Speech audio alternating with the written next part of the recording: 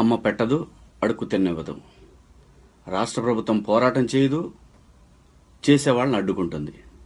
ఏమిటండి ఇది? అసలు చంద్రబాబు నాయుడు గారు ఆయన మీద వ్యతిరేకంగా పోరాటం చేస్తున్నట్టు ఎందుకు ఫీల్ అవుతున్నారో అర్థం కావట్లేదు. ఇది ఆయన మీద పోరాటం కాదండి, భావి తరాల జీవన్మరణ సమస్య ఇది. ప్రత్యేక హోదా అనేది ఆంధ్రప్రదేశ్లో ఉన్న ప్రతి బిడ్డ హక్కు ఇది. ఈ హక్కుని వాళ్ళ నిరసనని తెలియజేయడానికి ఆర్కే బీచ్కి వస్తే మీకొచ్చే ప్రాబ్లం ఏంటండి?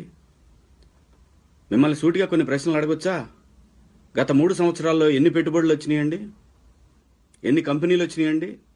గత సంవత్సరం ఇదే టైంలో మీరు 4 లక్షల కోట్ల సైన్లు చేశారు. ఎక్కడున్నాయండి ఆ డబ్బు అంతా? మళ్ళీ కొత్త సమ్మిట్ ఏంటండి ఇవన్నీ? బ్రాండ్ని డెవలప్ చేయండి, ఎవడు వద్దంటలేదు. అమరావతి బ్రాండ్ని డెవలప్ చేయడానికి ఎవడు వద్దంటలా. నిరసన తెలియజేసే హక్కుని మీరు కాదంటే మరి మీరు అధికారంలో లేనప్పుడు, ఆంధ్ర రాజశేఖర రెడ్డి గారి అధికారంలో ఉన్నప్పుడు మీరు చేసిన పాదయాత్రలేంటి,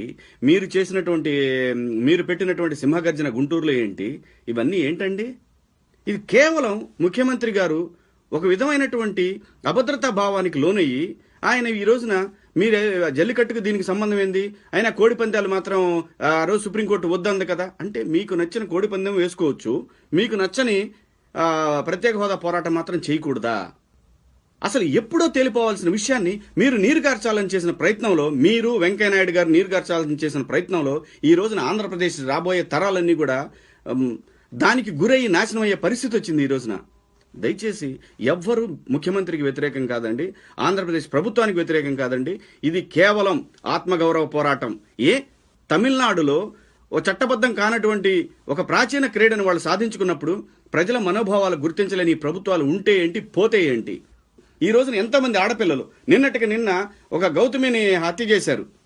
వీటన్నిటికి ఎవరు బాధ్యత వహిస్తారు? మరి అక్కడేదో పెద్ద ప్రాబ్లం జరిగిపోద్ది, మీరెవరూ రావద్దు అని చెప్తున్నారు. ఇవాళ ప్రతిరోజు జరిగే అమానుషమైనటువంటి హత్యల వెనకాల, అమానుషమైనటువంటి రోడ్డు ప్రమాదాల వెనకాల ప్రభుత్వ నిర్లక్ష్యం కాదా?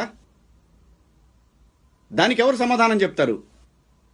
మీరు ఇప్పటి వరకు రాష్ట్రానికి తెచ్చిన పెట్టుబడులన్నీ, ఈ సమ్మిట్ వల్ల ఒరిగేదేంటి, గత సమ్మిట్ వల్ల ఎంత ఒరిగింది?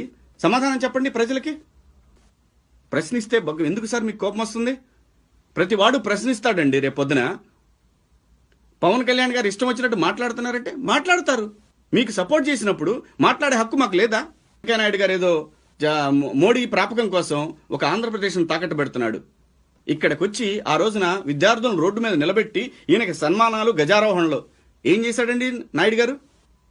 ఏం సాధించి పెట్టాడు? గత 4 నెలలుగా ఓకే అనుకుందాం, 4 నెలల క్రితం ఇదే ఆంధ్రప్రదేశ్లో మేము ఒక ప్యాకేజీ ఇచ్చేసాము, లక్షల కోట్ల ప్యాకేజీ ఇచ్చామన్నారు. చట్టబద్ధత ఉందా? నిన్న మనం వెళ్ళి అడుక్కుంటున్నాం. మనం అక్కడ అరుణ్ జైట్లీని మీరు బతిమలాడుతున్నారు, ప్రధానమంత్రిని బతిమలాడు. మనకిచ్చిన హామీ అన్ని రాజకీయ పార్టీలు ఒప్పుకున్నాయి. మీకేంటి ప్రాబ్లం? అసలు ఉద్యమం మీరు సపోర్ట్ చేయండి సార్. పన్నీర్ సెల్వం సపోర్ట్ చేశాడు, జల్లికట్టుకు సపోర్ట్ చేశాడు.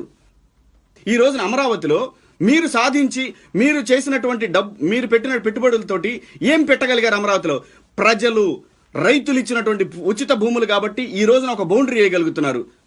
కాకపోతే ఆ బౌండరీలో మీరు ఏం చేయగలిగారు? ఒక చిన్న బిల్డింగ్ కట్టారు 3 సంవత్సరాల్లో.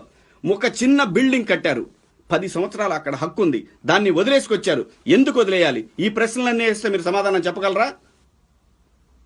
13 సంవత్సరాలు మీరు హైదరాబాద్లో ఉండి 13 జిల్లాలను పరిపాలించలేదా? అప్పుడు అనిపించలేదా ఈ ప్రాంతంలో అభివృద్ధి జరగలేదని? ఈ ప్రాంతంలో దగ్గర లేకపోతే ఏం జరగదని ఇంకో మంత్రిని నన్ను పెట్టారా? ఏమీ లేదండి, అన్ని డ్రామాలు. లాస్ట్ ఎలక్షన్ అప్పుడు మీకు ఎంత సపోర్ట్ చేశాము? ఏం ఆశించి చేశాము? మేమేం ఆశించలేదే. ఈ రోజు కూడా ఏం ఆశించట్లేదే. మాకు 4 సినిమాలు వస్తే చాలనుకుంటాం మేము. మీరు వరుసగా దెబ్బలు తింటూ వస్తున్నారు. ఒకప్పుడు రైతుల ద్వారా తిన్నారు, ఒకప్పుడు ఉద్యోగస్తుల ద్వారా తిన్నారు, ఇప్పుడు యువత ద్వారా తినబోతున్నారు. అంతే తప్పితే నిరంకుశంగా తొక్కాలని మాత్రం ప్రయత్నించకండి. ఈ రోజున ఆపగలిగితే రేపొద్దున మీరు ఏదోటి చేస్తారు. మీ రాజకీయ పార్టీలు ఏదోటి చేస్తారు, దాన్ని ఏదో విధంగా నీరు కారుస్తారు. మీ చేతిలో ఉన్నటువంటి ఆయుధాలు ఏవైతే ఉన్నాయో ఏమీ లేదని చెప్పి కొంతమంది ప్రచారాలు చేస్తూ ఉంటారు కదా.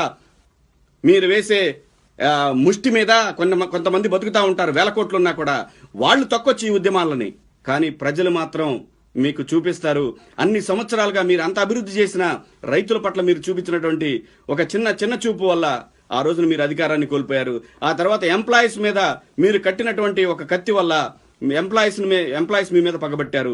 ఈ రోజున యువత ఏదైతే అత్యధికంగా ఓట్లు ఉన్నటువంటి యువత మిమ్మల్ని అభిమానించి మీకు ఓటేసి ఈ ప్రాంతాన్ని అభివృద్ధి చేస్తారని నమ్మిన యువతని ఈ రోజు మీరు అణగదొక్కాలని చూస్తే మాత్రం ఖచ్చితంగా రాబోయే రోజుల్లో మీకు 2004 పునరావృతం అవుతుంది. అలాగే ఒక రాజశేఖర రెడ్డి గారైనా సరే, జరిగినది ఏదైనా సరే, కానీ ఆయన మాత్రం ఒక తెలుగువాడిని, నేను తెలుగువాడిని, నేను దమ్మున్నోడిని అని చెప్పి ప్రూవ్ చేసుకుని ఆ మహానుభావుడు ఉండుంటే ఈ రోజున పరిస్థితులు ఇలా ఉండేయా అనేటటువంటి అంశాలు కూడా ఈ రోజున ప్రజలకు గుర్తొచ్చే పరిస్థితి ఉంది. కులం కట్టుబాటు కోసం మాత్రమే గాని కులం కంపు కోసం మాత్రం కాదు. ఆ కులాల కంపులో ఎవరు లోను కావద్దు. దయచేసి రేపు జరిగేటటువంటి ఈ ఆత్మగౌరవ పోరాటానికి ప్రతి ఒక్కళ్ళు మద్దతు తెలపండి. జై హింద్, జై ఆంధ్రప్రదేశ్, జై ఆంధ్రప్రదేశ్ యువత.